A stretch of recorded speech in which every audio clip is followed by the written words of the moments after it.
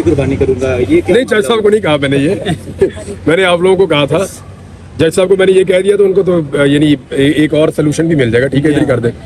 वो एक्चुअली हदीस भी है कि जहाँ पे आपको रोक दिया जाए, हदीस मुबारक है, जहाँ पे आपको रोक दिया जाए फिर वहाँ पे आप, और ये अल्लाह ताला का हुक्म भी है, जहाँ पे रुकमरान अगर आपको रोके या रास्ते में कहीं पे रुकावट डाल दी जाए, आप हज के लिए जा रहे हैं तो आप वहाँ पे कुर्बानी करें, अल्लाह कबूल करने वाला है, वो तो ये तो वो जानता है। लेकिन मैं इंशाल्लाह तवाफ भी करूँगा, हज भी करूँगा और मैं पहुँच जाऊँगा, मुझे पता है पहुँच जाऊँगा, हर मैं पहुँच जाऊँगा। इमरान भाई, ये जाने क्यों नहीं दे रहे, क्या इनको ये डर तो नहीं है कि आप जाके फिर वापस नहीं आएंगे, बार बार आपको रोका जा रहा है? हालांकि अदालती हुक्म भी 3 मरतबा जाके वापस आ गया, 3 दफा पहले भी गया हूँ, वापस आया हूँ, उनको डर ये है कि ये वापस ना आ जाए, फिर वो गारंटी करके कहते हैं कि तुम जाओगे तो फिर गारंटी दो वापस नहीं आओगे।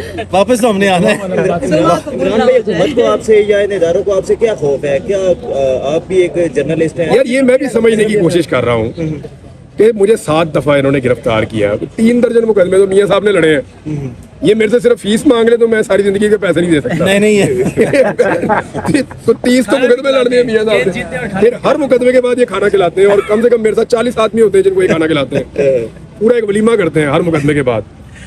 तो मुझे नहीं समझ आ रही कि निकालना क्या है और चाहिए क्या।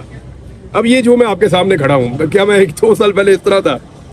तो अल्लाह का लाख लाख शुक्र है, उसकी बड़ी मेहरबानी है, मैं जो हूँ हर हाल में उसका शुक्र अदा करता हूँ। लेकिन आज इनको समझ आ जाए तो बड़ी अच्छी बात है, 1 साल के बाद भी आ जाए तो मैं यही हूँ भाई जो मैं हूँ। मैंने उस दिन कोर्ट में भी खड़े हो गया, I am the same person, मैं बदला तो नहीं। और क्यारी साहब की अदालत में मैंने ये खड़े होकर कहा जी मैं वही आदमी हूँ जो पहले था और आज भी वही हूँ। तो सोच नहीं बदलती, नजरिया नहीं बदलता, वो दलील के साथ बदलता है, आर्गुमेंट आपको करने पड़ते हैं, कायल करना पड़ता है, आप उसको ताकत से नहीं बदल सकते। अच्छा इमरान भाई, अगर खुदा न खास्ता आपको नहीं जाने देते, यानी कि हीले बहाने से आप नहीं, हम इंशाल्लाह जाएंगे, रेस्ट एश्योर जो है कि वो जाने क्या रहा है, मैं जाऊंगा, आप मेरी बात सुने, मैं वहाँ जाऊंगा, वहाँ से जाके आप सबके लिए दुआ भी करूंगा। ना जाने देने वाली कोई बात नहीं है, कोई ऐसा कानूनी जवाब मौजूद नहीं है कि साइफर बनाने वालों के देखिए मामला ये है कि अब गेम उनके हाथ में है। देखिए साइफर का केस जिसने बनाया था उन्होंने बहुत बड़ी गलती की थी। मुझे अक्टूबर में ये पता चला था, मैं तो था ही नहीं यहाँ पे, जब वापस आया अक्टूबर में पता चला कि साइफर भी केस बना हुआ है। मैं अपनी टीम के साथ बैठा था, मैंने कहा ये बहुत बड़ा अपने पाँव पे कुल्हाड़ा मारा किसी ने। मैं कैसे, अगर इमरान खान को सजा हो जाती है ना तो वो तो सजाएं हो ही रही है, उनमें एक और हो जाएगी, लेकिन कहीं अगर वो इस केस में बरी हो गया ना तो उसके हाथ में वो हथियार आ जाएगा जिससे वो सबको आगे लगा देगा। अब साइफर एक ऐसी चीज है जिसपे इमरान खान का सारा बयानिया खड़ा था, वो बयानिया के ऊपर अदालत की स्टैंप लग गई है। अब वो विदाउट स्टैंप उस बयानिया ने पाकिस्तान में क्या किया है, अब तो अदालत की मोहर भी लग गई है। अब देखते हैं अब क्या होता है। अच्छा इमरान को बाहर नहीं जाने दिया जा रहा। इंसानी हकूक की तंजीमें बहुत सारी पाकिस्तान के अंदर नाम नहाद तौर पे काम कर रही हैं, ये इंसानी हकूक के खिलाफ नहीं, उन्होंने ट्वीट किए हैं, ट्वीट किए, ट्वीट के बाद वो काफी है मेरे ख्याल में, गर्मी में ट्वीट ही करते हैं, बहुत है उनकी मेहरबानी। अच्छा इमरान भाई, इमरान खान के लिए सबसे बड़ी रुकावट साइफर केस ही थी रिहाई के लिए, अब वो रुकावट दूर अब इमरान खान अंदर है अपनी बीवी से शादी करने के जुर्म में। तो क्या लग रहा है कब तक फिर इमरान खान अब बाहर आ सकता है? आपका क्या एनालिसिस है इस पे? देखिए इमरान खान के बाहर आने का फैसला करना तो अदालत ने, फाइनली डिसीजन तो यहाँ से ही आएगा, लेकिन इनसे मुतमईन है आप?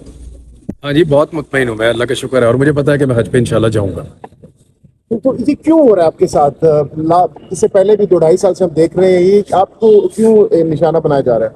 मेरे से प्यार ज्यादा करते हैं मेरे ख्याल में सब, और वो प्यार का नतीजा आपके सामने है। वो चाहते हैं कि मैं उनसे दूर ना जाऊं, तो मैं ये कह रहा हूँ कि हज करके वापस आता हूँ, फिर मिल लेना, मैं इधर ही हूँ, कहीं नहीं जा रहा। तो थोड़ा भी गैप डालने ये आपसे कि भाई आप आएंगे, आपने दिया कोई श्योरिटी कि मैं आऊंगा, लाजमी आऊंगा? अदालत ने कोई ऐसा ऑर्डर पास किया ही नहीं। मैं क्यों गारंटी दूं भाई, ये सबको पता है और मुझे सारे जानते हैं, सबको आइडिया है, मैं क्यों गारंटी दूं? मैं कोई चोर हूँ या मैंने कोई लूट मार की है? इमरान भाई, मरीम नवाज इतना चाहती है कि आप दूध ना जाए आपसे।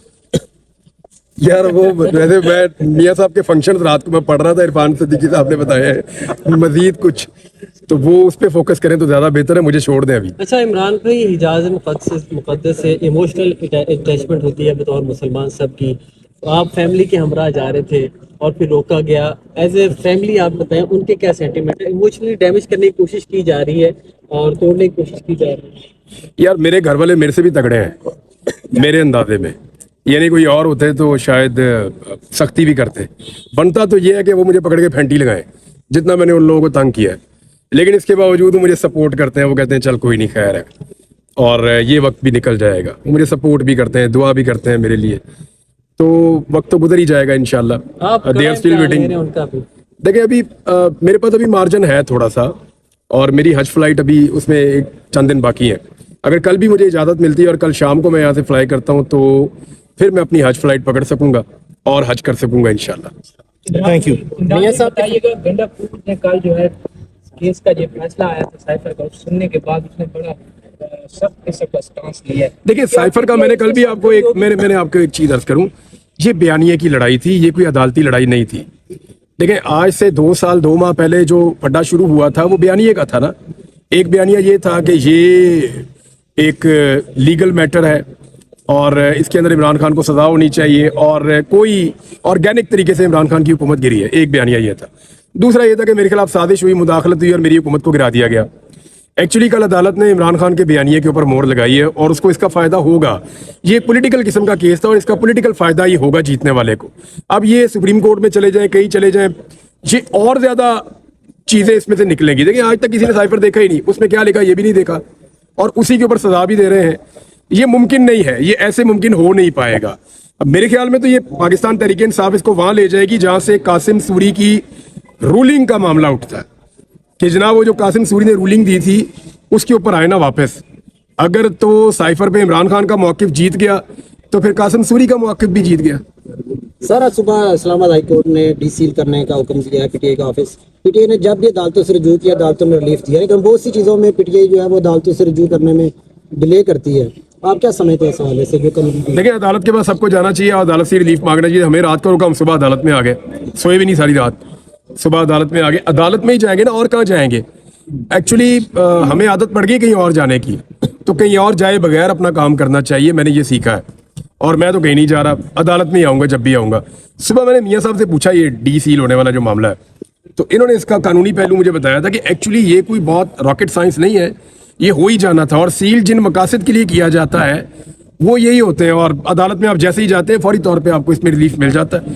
تو وہ مل گیا پاکستان تحریک انصاف کو. عرفان صدیقی صاحب کے بیان کی آپ نے بات کی کہ میاں صاحب جو ہے وہ گیس نہیں بھرنے دیتے, سیٹی بھرتی رہتی ہے, تو یہ اس پر آپ کی کیا رائے ہے؟ اس طرح یہ اسپیشل فیچرز ہیں جی, اور میاں صاحب کے پاس ہیں. تو عرفان صدیقی صاحب نے بہتر بتایا کہ میاں صاحب ایکچولی جو پریشر سچویشن بنتی ہے اس میں سے تھوڑی تھوڑی ہوا نکالتے رہتے ہیں اور اس سے وہ پریشر کی وجہ سے وہ غبارہ پھٹتا نہیں ہے. تو اٹس گڈ, یہ ایک اچھی چیز ہے. عمران ریاض صاحب, سلمان صفدر صاحب نے گزشتہ روز بھی اور متعدد بار کہہ چکے ہیں کہ پاکستان کی تاریخ کا سب سے مہنگا ترین سائفر کیس ثابت ہوا ہے, بہت خرچہ اس پر آیا ہے. تو یہ ازالہ کون کرے گا جو پاکستانی عوام کا؟ ہم کریں گے نا, پاکستانی ہم کریں گے. پچھلے 2 سال سے کر رہے ہیں نا.